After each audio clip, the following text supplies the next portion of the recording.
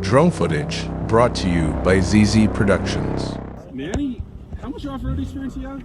He's been wheeling like maybe, what, 6 times? You have experience drag racing, track racing. Oh, wow.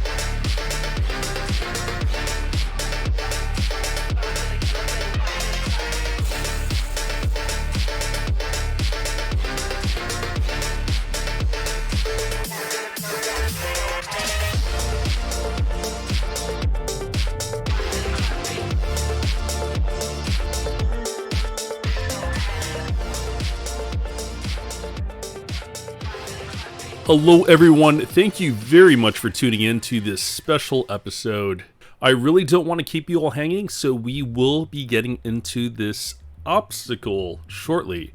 But first, a disclaimer. Hell's Gate is an infamous obstacle. There have been many accidents, rollovers, backflips, roll downs, a forced rear ending, a vehicle side sleeping and scraping. This is a scary obstacle. It's going to require more than just your vehicle. Some say that if you choose the perfect line, it's fairly easy, but mess up and it's unforgiving. Yeah, Alright. Yeah. Oh, here, take this radio. You're a spotter. I'm a spotter? Yeah, dude, I'm not spotting. So, truth be told, we weren't even sure if we're going to run Hell's Revenge, let alone Hell's Gate. This is the entrance to Hell's Gate. You have to drive down. And this is not easy. There have been rollovers. Oh shit!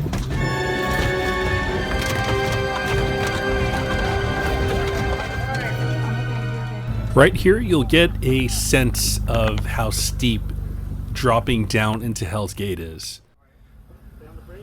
Abe, can you just get out of the line? I'm just worried, man. Even though I know you're safe. Slider. Alright, stop right there. Turn slightly favor. More. Right there. Come forward. Drop down. That's just gonna drop down. Nice. Hold it right there. So the next part is gonna, I think we have to ride down a little bit. Alright, turn driver. More. Good. Patch is gonna drop it a little bit. Nice. Straight out. Alright, this is gnarly part here. Alright, so this is just steep. Okay, looking good. We're good. Nice, nice. Landing coming up. Right here,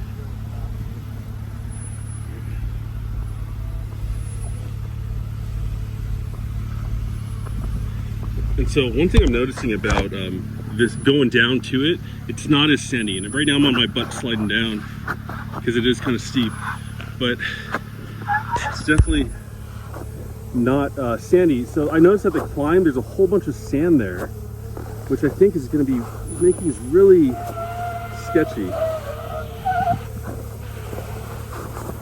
All right, I'm sliding back on it.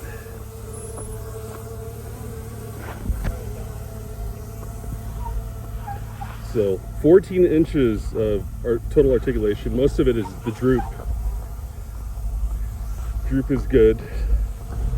I'm just gonna cut across then. Start climbing up.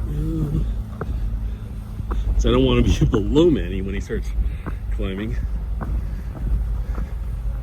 All right, I'm gonna have to go with this.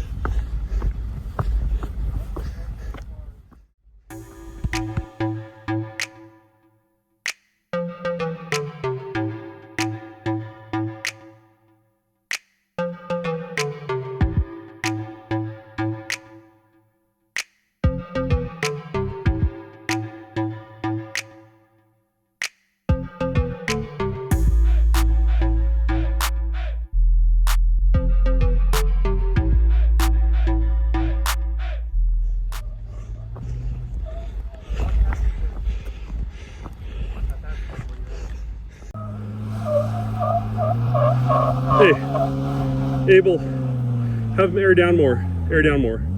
I think before he gets too committed, yeah. Yeah, air down more. The Cayenne is 1,000 pounds heavier than you, and he went down to 15 this side. Or a 20-inch wheel. Okay, I'll do it. Here we go. It's time to climb Hell's Gate.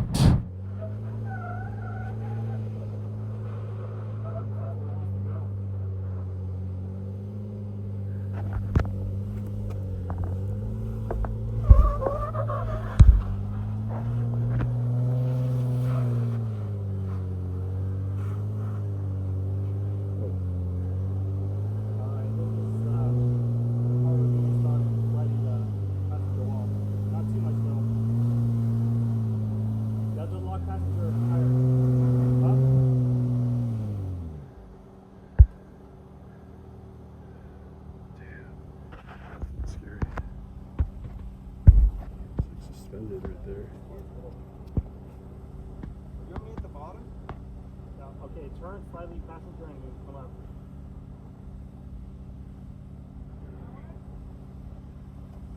No, driver. Slightly driver? Slightly driver?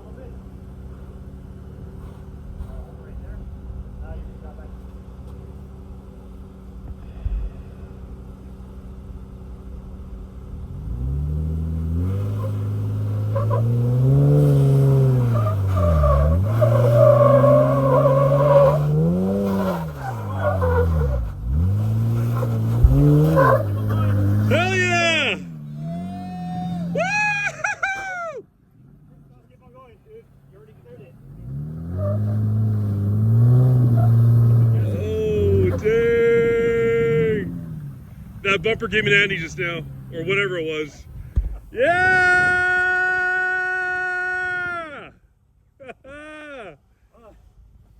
Oh, dude. It required a different line than that Cayenne we saw. Yeah. It wouldn't work the same Oh way. my gosh, Manny.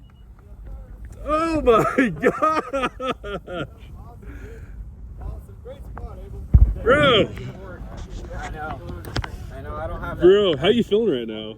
A little stressed out, but Yeah. that's over. I did it. And I did it in that Oh so. my god. Dude. It's slippery, man. There's a lot yeah, of look at all dirt that here. sand, I know. Yeah. So I thought, like, if we had Raleigh's leaf blower, that would help out a lot, you know? Yeah, that was Oh a lot my slipperier gosh. than normal. Yeah, driver's side. The very outer one. That didn't bend. Nope. You hit it pretty hard, but I know I hit it hard, but triangulated. Wow. All The right, man. Nort Pro. Sweet. Got your level 4 right there, dude. Or level 4 trail right there, bro. That's I only felt one sketchiness, and that was when I was put in that weird position. Were you, it was turning on you? Yeah. What you said was correct. Turn first, and then I back threw up. it in Dude, neutral, and I just barely let You it got go. fucking nerves of steel. I mean, that's what makes you you, though, right? I Yeah. guess so. Good job. Who's got water? I'm fucking thirsty. Here, take it. Just chug that shit. Fucking thirsty, bro. What the fuck is that? It's a Ridgeline. Custom long travel rear. Oh yeah, it's a long travel route. You guys went by a Park Blue Pilot. That's mine. Yeah, we did. Yeah, Yeah. that's me. Yeah. We were out here, and I was like, this is not the same rating as Fins and Thins. Yeah. I'm gonna park. I'm from SoCal, so I've always watched videos of this place, so I'm like, you know what, if I'm driving all the way out here, I want to at least put some tire on just to see what it feels like. Now here's a segment where Manny and I have a video reaction to other attempts and other successful climbs by other all-wheel drives. All right, so this is going to be a reaction video to the Kia commercial that was made 7 years ago, okay? Right here it's showing the model. It's a Kia Sorrento 2019 SXL. And do not attempt professional driver on closed course. This is the beginning of the trail, right? He's already And then all of a sudden he's down Hell's Gate, which Yeah. is weird. Not part of Hell's Gate. This isn't part of Hell's Gate. Yeah. And then this is the prolonged climb kind of at the beginning of the trail. Yeah. Now this is the bottoms of the Hell's Gate obstacle. Yeah. Here is Hell's Gate. Notice the shadow. Okay, cloudy scene with shadow. Clouds and shadows in the rear view. And then all of a sudden there's light refracting off the floor, Yep. which is impossible. And then tires spinning. Yeah, this is like different times of day. Right. It could have been multiple days actually. Yeah, so The other day was like a cloudy day. right. Yeah, Yeah. that's true. That's true. That's a good point. I don't doubt that they got it up. Yeah. But how did they get it up? It's a commercial. Okay. They're able to do whatever they want. Okay, Like, so right here. So this is what I would want to see from Kia. Here is Tesla with their Cybertruck. completely unedited. Completely unedited. Yeah. And I looked it up. This is not a professional driver. Yeah. And so that's pretty impressive. I saw a video of a Rivian driving up. And That took a lot longer. it did take Yeah. longer. I think this is objective. It's not even my opinion. The Rivian's more capable. No, I would say the Rivian is also more capable. Oh, I know it's more Yeah. capable because it has quad motors. Yeah. Every wheel has a motor. Tesla does not. Yeah. And so, These guys are nerds, dude. For sure they studied it. Look, they got multiple Cybertrucks out there. oh yeah, For sure they studied it. That probably wasn't his first attempt either. right. So they probably studied the Right. lines, got Yeah. everything right, and Yeah. then they were like, bam. that's Even the like footage compared we're to a using. professional driver, sure, a professional driver probably would look at it, just drive right up. Mm-hmm. But if you're like a Moab local, and you know exactly what line to take, then you'll Yeah. get up. Just like at Gorman when we do that cement climb, we already know how to do it. Yeah. I want to do it better. Surprisingly, like with all these different mods, I'm like, okay, it's gonna do it better this time. It's gonna do better this time. And then I kind of feel like compared to the early days, it's not as good. And I think you opened my eyes. It's probably just getting way down from the rear, especially by that tire carrier. Because I noticed that when I started modifying my Passport more and more is when I got that tire carrier. And I feel like the easiest time I drove up that was when all I had was a Traxxas 3.5-inch lift kit. Sway bars still connected except for the rear. And I just did better. Also, keep in mind, all those rutted hills were not as rutted. Well, I know, but how do you make a cement climb more rutted? Oh yeah, not gonna change that. the cement climb Exactly. for sure is a Exactly. good test because Yeah. it's gonna take a lot of years for anything to change, and Right. it's not gonna change by a big amount. So. Yeah.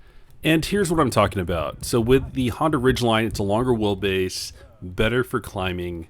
Weight is pushed up forward more. And with my Honda Passport, there's an equal weight distribution, but you want that weight up front. You don't want weight pulling you down. And this is what happens. Hey, let's catch up though. Good to see you again. Yeah, I don't know if you can use your elbow, but we'll start right off.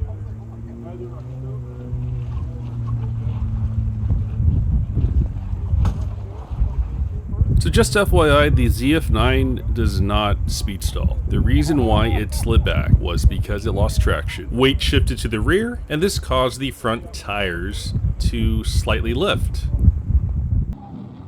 This is a good comparison because he's got a rooftop tent Yeah, and he's got basically the same transmission I do, yep. even the gearing. Well, here's the thing though, is your tires are bigger, so I lose a little bit. you of actually gearing. probably have less gearing Yeah. than this Renegade, because you would have the same gearing, Yeah. But What size are those tires? 30s? they're tiny. They might even be smaller. But let's go take a look at articulation. Yeah. So this guy does a fantastic job. Yeah. Like, he never gets a wheel in the air, basically, right? And it doesn't seem like this thing has a crazy amount of flex, right? Yeah. No, it doesn't. It doesn't, right? So Yeah. there's like a little tuck right there, probably 4-inch tuck. Okay, here he's spinning. He's struggling right Yeah. here. And this is where I got the idea of the split screen. I was like, oh, this cheap Renegade has a split Yeah. screen. Let's go. See, it finally Yeah. went He up gets stuck there. right here again too, though. And He was doing the Toyota thing where you steer left to right until it catches. I think that's kind of a basically an all-wheel drive thing. Period. Really? I never do that. Subaru shit. people will do that. I hate But when I had a that. Subaru, that's what I was taught to do is wiggle. Yeah, so he gets hung up right here, but you can see that the brake vectoring is really good. Yeah. And some people think that their all-wheel drive That's brand has the best all-wheel drive system, and I think it goes for everyone. Like, if you own a Ford, you think yours is the best. If you own a Subaru, you think yours is the best. Well, that was good because that doesn't have No. a rear locker It or a doesn't. twin It clutch. just has fantastic brake vectoring. Yeah. So the Jeep all-wheel drive, for brake vectoring vehicles, so this is going to go for Bronco Sport, non-Badlands, Subaru Wilderness. In my opinion, for just brake vectoring, Jeep does it best. What do you think? Yeah, Jeep does it best, and I'll add that Ford's only like just kind of like my friend's Oh, yeah. Maverick. I'd say number 2. Yeah, but I mean that thing did consistently go into front wheel drive at the wrong Yeah. time. So the thing. Can you imagine if that went in a front wheel drive right there? That I know that. Yeah, that'd be scary. It should just honestly. Yeah. I'm sure the warnings were popping off, but the crazy thing, people, about Ford's all-wheel drive system is that when it gets hot and overheats, It's the couples. it straight up decouples. That's crazy. Yeah. So that I don't know if Jeep would do that or if it just gives you this warning and just puts you in a limp mode. But I think the limp mode would be safer. At least like Yeah. you go into limp mode and they're like, all right, Well, it's probably less likely for the gotta Jeep wait. for that Jeep to ever go into limp mode because it has a way better crawl ratio than the Right. Fords do. It's the 21.6 compared Yeah. to 16.9. And then what's the No, I'm sorry. what's the 17.9. what's the weight on one of those Trailhawk Renegades? Probably like under 37. I think they're both pretty light though, right? What does it weigh? 3,500. 3,500 pounds. So that thing with the rooftop tent Yeah. and it's that front bumper, I'll call it 3,700. So it was probably a 3,700 pound all-wheel drive car, and that matters because the more weight you have on an all-wheel drive car, the more gearing you're going to need. But here, another vehicle, it looks like pretty darn stock. No, yeah, that is stock. Yeah, it looks Yeah. very, very stock. And I watched this. Yeah, He does an excellent job of climbing up. and a stock Honda wouldn't be able to do that just because they don't give them enough ground clearance. They don't go all out like Ford or Jeep does. Yeah, so, I mean, I would not. of course, Ford, they have to be, they have to try to be the best, right? So they have the Bronco Sport Badlands, I think they have to beat Subaru, the Subaru Outback Wilderness, which is at 9.5 centerline clearance. But if you see the The Roger, only spot where they're not beating Subaru is in price because that thing is not. That thing should not be 45 grand or even 40. well, nowadays cars are just crazy expensive. But those things were over 40 grand even when they were new, and it was kind of like, why? Yeah, but so are the RAV4 TRDs. Oh, that's Toyota though. Toyota's but it's- Toyota's the scammiest one out of all of them. It is not even close to the capability of the Bronco Sport Badlands. No, yeah. Which, in my opinion, I think for this class, for the small crossover, is hands down, and this will be a shock to some because people are going to fanboy about car brands. Yeah. But the Bronco Sport Badlands is the most capable all-wheel drive in the United States of America for the small SUV class. Yeah, I would agree with that. It's not, and then arguably it's because Ford focuses on, like, they focus on the off-road aspect, like having a rear locker button, having that. I think they have like a low range button, but that just locks it in the first gear. How come Honda doesn't have that button that locks the vehicle in the first gear? And that's Ian from lodesigns. That's his main complaint with his Honda Pilot Trail Sport is you can't lock it in first gear, and if you go past 8 miles. Is that how the new Passport is too? Probably. Maybe they changed the logic. I hope so. But when you rev it past 8 miles per hour in the Honda Pilot Trail Sport, shifts in a second. Now, given on this obstacle right here, you're not going to go beyond 8 miles per hour, but how does it factor in speed? It factors it in by revs, right? So if you get a wheel there, you rev, is it going to upshift to the second? I hope not. That's scary. No, that is what happens. That's what he was telling me happens. That's unacceptable. Yeah. So with that said, if that's how these newer Hondas are, I don't own one, so I don't know. I would have to give it to Ford all-wheel drive, right? Because they're focusing on. Yeah, but they could get away with this because this thing is what, 3,600 pounds? So they're a lot lighter, much smaller car. They're able to put a much smaller, the parts like the twin clutch rear diff. Right, everything's smaller. Yeah. It doesn't need as much. Correct. So it's able to do a better job of locking as a compared to like if you're okay with spending 45 grand and having your transmission go out at like 60, then sure. or engine blow up. Yeah, like. Yeah. How many Well, the engines I think are okay. I think it's the transmissions that are a huge problem on those. Yeah, but you've serviced Fords with blown up engines, right? Yeah, that 2.3, it likes to eat head gaskets. I mean, I would think that the 2.0 would be the same, right? You know what's funny too is the Hondas, they also eat through head gaskets. Not ours, but like the 4-cylinders. Yeah. But those are at least easy to do. Yeah. Ford is they're not throwaway engines, right? Dude, literally, I was like, this car only has like 100K miles and everything is broken on it. All the plastic, like everything just Thanos snaps as you're taking it apart. And it's like, how? This car's not even that old. Like, I don't know what kind of plastic they're using. All right, I think that was pretty much it. So anyways, great reactions. Thanks, guys. And Abel's shy. He's over there. No comments.